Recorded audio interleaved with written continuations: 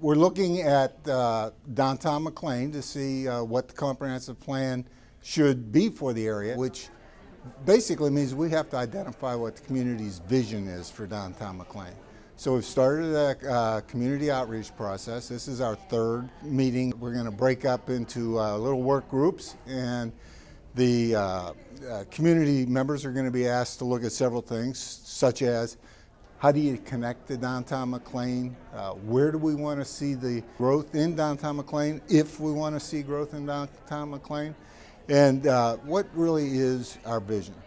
We really want to know what the community wants. We don't want to be guessing as we go through this process, but this will be the opportunity we have to get their input.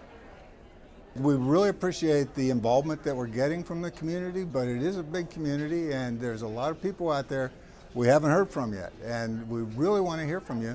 You don't have to come to a meeting. You can go on our website and make comments. There'll be surveys, plenty of opportunity to let us know what you think. And so I really encourage you to go to the website for the project and tell us what your vision is for downtown McLean.